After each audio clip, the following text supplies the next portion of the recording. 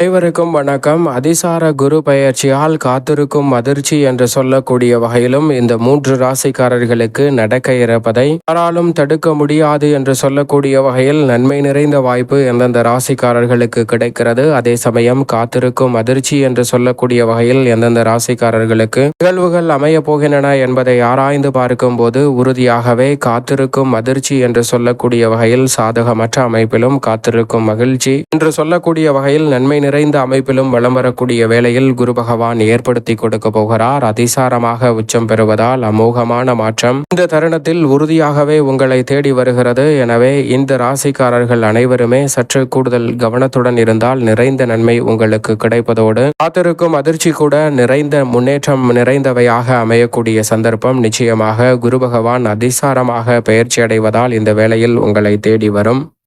பொதுவாக குரு பகவானை பொறுத்த வரைக்கும் நேர்கதியில் வலம் வரும்போது நிறைந்த நன்மையும் முன்னேற்றத்தையும் அள்ளி கொடுக்கக்கூடிய அற்புதமான வாய்ப்பை ஏற்படுத்தக்கூடிய கிரகமாக பார்க்கப்படுகிறாருங்க. அப்படிப்பட்ட குரு பகவான் முழு சுபகிரகமாக இருக்கிறார். பாவ கிரக சேர்க்கையால் பூவுடன் சேர்ந்த நாரும் மணக்கும் என்று சொல்வது போல் பாவ கிரகத்தையும் தோஷமற்றதாக மாற்றி நன்மை நிறைந்த வாய்ப்புகளை அள்ளி கொடுக்கக்கூடிய ஆற்றல் பெற்றவராக இருப்பவர்தான் குரு பகவான். அவர் 12 ஆண்டுகளுக்கு பிறகு குரு அதிசார பெயர்ச்சியாக தனது சொந்த நட்சத்திரத்தில் வலம் வந்த சூழலில் தனது சொந்த நட்சத்திரத்திலே உச்ச வீட்டில் அமருகிறார். இதன் காரணமாக காத்திருக்கும் அதிர்ச்சி என்று சொல்லக்கூடிய வகையில் எந்தெந்த நிகழ்வுகள் அமைந்துள்ளன என்பதை ஆராய்ந்து பார்க்கும் போது பொதுவாகவே குரு பகவான் ஒரு ராசியில் சுமார் 1 ஆண்டு காலம் சஞ்சரிப்பார். ஆனால் இந்த வேளையில் 12 ஆண்டுகளுக்கு பிறகு 1 ஆண்டு முழுமையாக நிவர்த்தி செய்யாமல் அதிசார பயிற்சியாக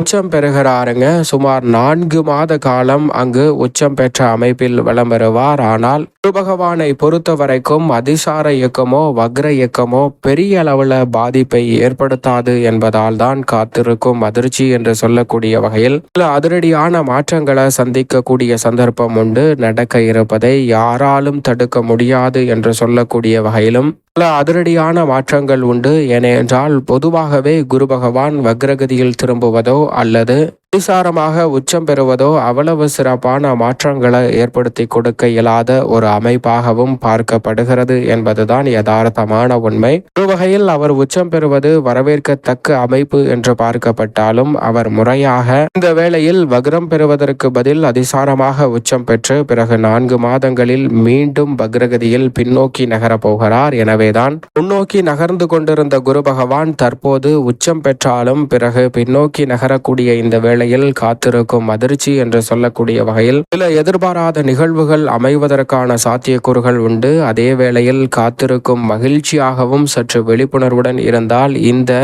நிகழ்வுகள் அனைத்தையும் காத்திருக்கும் மகிழ்ச்சியாகவும் மாற்றிக்கொள்ளக்கூடிய நல்ல வாய்ப்பும் சந்தர்ப்பமும் உறுதியாக உங்களுக்கு கிடைக்கும் என்பதுதான் யதார்த்தமான உண்மை. ஏனென்றால் பொதுவாகவே குரு பகவானை அதிசார இயக்கமோ வக்ர இயக்கமோ பெரிய அளவுல பாதிக்காது என்றாலும் கூட அவர் வலுவிழக்கும் தருணமாக தான் பார்க்கப்படுகிறது. எனவே இந்த வேளையில் பலம் பொருந்தினாலும் கூட சற்று கூடுதல் கவனத்துடனும் விழிப்புணர்வுடனும் செயல்பட்டாக வேண்டும். ஏனென்றால் அதிசாரமாக அவர் உச்சம் பெறுகிறார். பொதுவாக குரு பகவான் 2, 4, 5, 7, 9 மற்றும் 11 ஆகிய இடங்களில் வலம் வரும்போது அபரிவிதமான நன்மையையும் வளர்ச்சியையும் அள்ளி கொடுப்பார். ஆனால் இந்த வேளையில் அதிசாரமாக அந்த இடங்களில் அமருவதால் சற்று கவனம் நிச்சயமாக தேவைப்படுகிறது. ஒரு வகையில் நிறைந்த நன்மை கிடைத்தாலும் கூட காத்திருக்கும் அதிர்ச்சி என்று சொல்லக்கூடிய வகையில் அவர் முழுமையாக நேர்கதியில் வலம் வரவில்லை. எனவேதான் சற்று கூடுதல் கவனத்துடன் இருக்க வேண்டும். ஏனென்றால் சுமார் 4 மாதங்களுக்கு பிறகு அவர் பின்னோக்கி நகரப் போகிறார். எனவே நிறைந்த நன்மையை கொடுக்கக்கூடிய இடங்களில் இருப்பவர்கள் மட்டுமல்ல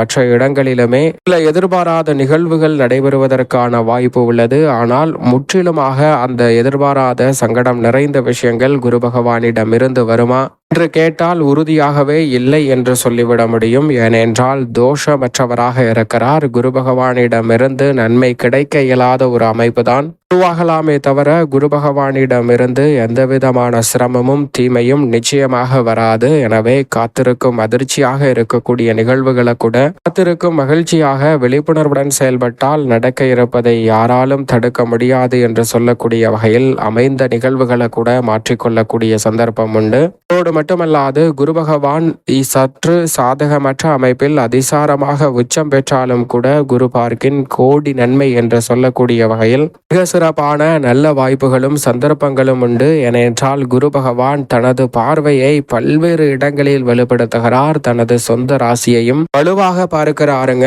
எனவே குரு பகவானின் பார்வை காரணமாக பல நன்மை நிறைந்த வாய்ப்புகளும் சந்தர்ப்பங்களும் இந்த வேளையில் அபரிவிதமாக உங்களை தேடி வருகிறது. அப்படி வருவதோடு மட்டுமல்லாது பல சுப காரியங்களை மிகவும் சிறப்பாக மாற்றி கொடுப்பதோடு மட்டுமல்லாது பெரிய அளவில் தைரியமும் தன்னம்பிக்கையும் அதிகரிக்கக்கூடிய நல்ல வாய்ப்பையும் காத்திருக்கும். அதிர்ச்சியாக சில எதிர்பாராத சங்கடம் நிறைந்த நிகழ்வுகள் ஏற்பட்டாலும் கூட அவற்றை முன்னேற்றம் நிறைந்தவையாகவும் மகிழ்ச்சி நிறைந்தவையாகவும் மாற்றிக்கொள்ளக்கூடிய சந்தர்ப்பம் அனுபவபூர்வமாக கிடைக்கக்கூடிய வாய்ப்பும் சந்தர்ப்பமும் வலுவாக இந்த வேளையில் குரு பகவான் 12 ஆண்டுகளுக்கு பிறகு அதிசாரமாக உச்சம் பெறக்கூடிய இந்த வேளையில் உறுதியாகவே அபரிவிதமாக மாற்றி கொடுக்க போகிறாருங்க. எனவே இந்த தருணத்தை சரியாக பயன்படுத்தி கொள்ளுங்கள். நீங்கள் எதிர்பார்ப்பதை காட்டிலும் பெரிய அளவிலான அசூர வளர்ச்சி முன்னேற்ற வாய்ப்புகள் கிடைக்கக்கூடிய விஷயங்களில் காத்திருக்கும் அதிர்ச்சி என்று ஏற்படக்கூடிய தடை தாமதங்களை கூட சரியான முறையில் கையாண்டு விசாரமாக குரு அமர்ந்தாலும் கூட நிறைந்த நன்மையையும் முன்னேற்றத்தையும் உருவாக்கி கொள்ளக்கூடிய நல்ல வாய்ப்பும் சந்தர்ப்பமும் நிச்சயம் கிடைக்கிறது. எனவே சரியாக இந்த தருணத்தை பயன்படுத்தி கொண்டால் நடக்க இருப்பதை யாராலும் தடுக்க முடியாது. நன்மை நிறைந்தவையாக அமையும். காத்திருக்கும் அதிர்ச்சியும் கூட என்று சொல்லக்கூடிய வகையில் பல உறுதியாகவே நல்ல மாற்றங்கள் உங்களை தேடி வரக்கூடிய சந்தர்ப்பமாகவும் அமைகிறது.